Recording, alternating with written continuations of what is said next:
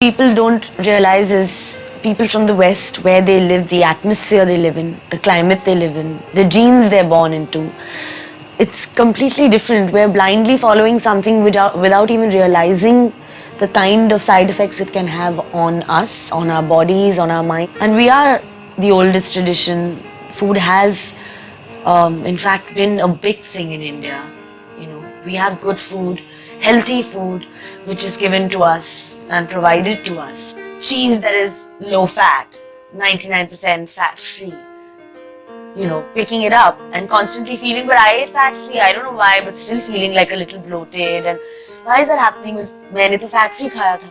So that's been always, even earlier I would think that. But obviously till I met you and then you told me that, please go ahead and eat. I remember you telling me very clearly that please have the full fat cheese that you want to eat.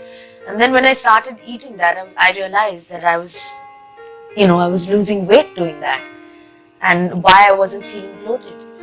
And obviously it's really sad that the market is flooded with, products that promise to, give the entire nation like multigrain, digestive, whole wheat biscuits, oatmeal biscuits, which if I ever told you that I was eating, you would probably bang down the phone and say, don't even think about it. The minute we are born, our parents are always like, "Arey ghee ki roti khila do yaar." And we've been doing that. Our parents have been giving it to us since we've been, probably like, toddlers. But the minute we're like, 20, we don't want to eat that ghee paratha. We want to eat what, a steamed or a braised fish. But my attitude is that, listen, I am a Punjabi, I love it. My mother has been giving me ghee. She used to give me ghee with rice when I was a baby. And my dietitian hasn't stopped giving that to me even now, so it kind of makes my being and my soul happy, as long as make me look beautiful. I think you've also taught me and Saif to actually feel good, and that's the most important thing that we try to hold on to, even when we travel, even when we kind of fall off the wagon and we just want to eat what we want to eat, and when we travel we just kind of get onto an extra piece of cheesecake. But it's not the scare of what Rujita is going to say. It's like, oh my god, she actually taught us to eat right and feel good. We don't want to lose that feeling of feeling good. So, and I think that's what dietitians generally don't do. When my weight struggle was on earlier, during dawn when I just joined the industry, I would always be like, no carbs, and constantly I would have that craving of banana chips or chaat, or I don't know, just those odd junk food cravings at about 6 o'clock in the evening. And that has just disappeared. I don't know what it's like to eat junk food, because to me food is no more junk. It's like if I want to snack on something, like you've said, I'm doing it anyway, but always at the right time, and I'm always full. So I don't have, when you're anyway full, I think your mind, it just gets kind of, turned, because that, listen, you're eating something at 6 o'clock, then at 8 o'clock, you're going to have something to eat, which is quite filling. So I'm not getting that craving at 7 o'clock to pick up 3 biscuits.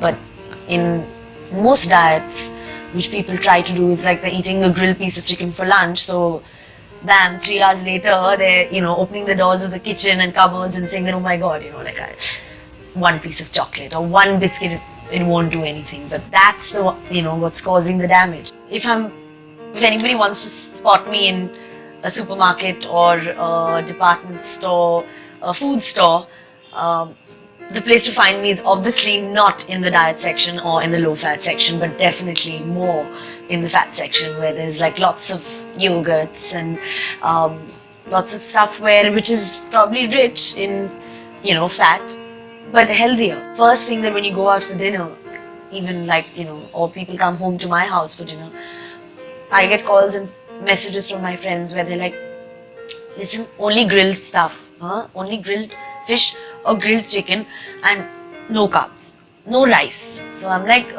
okay, but there is going to be a bowl of rice, because I'm sitting and eating, like the entire bowl of rice, which is like, what I love, like a vegetarian pulao or biryani and raita, or rice and dal, something that I just can't live without, which I think, that's a proud fact of an Indian, is that they eat dal, chawal and sabzi. And when I tell somebody that I love it, it's my staple diet, they can't believe it, because they're obviously thinking that, she must be eating that grilled kind of salmon or like chicken, specifically like, no oil, boiled marela kind of, which, I mean, if I had to look at also, I'd be like, I'd rather not eat than eat that. I'm enjoying the fact, being what I am, which is true to my culture, and being a positive Indian, enjoying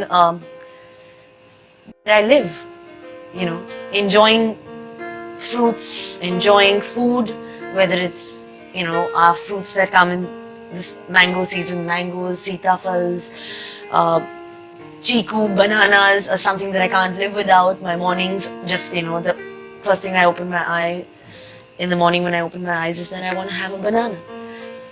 And I'm never looking out for something that's, not available in India. Something that's, flown down from somewhere and has come, which everybody's running to. I'm obviously running the opposite direction. I mean, the first thing that comes to your mind if you tell somebody a dietitian, the first reaction is like, oh my god, no. Because the first thing they're going to do is like, remove this, don't eat this, don't eat that, don't do this. And I think generally the term dietitian is, people are generally not very friendly with that term because they're all scared of it. You have to be diligent, you have to be kind of, courageous and, very, very strong to have this belief and have the power of wanting to continue this diet. Because this is the only thing that can go on forever. Because I don't think one can go on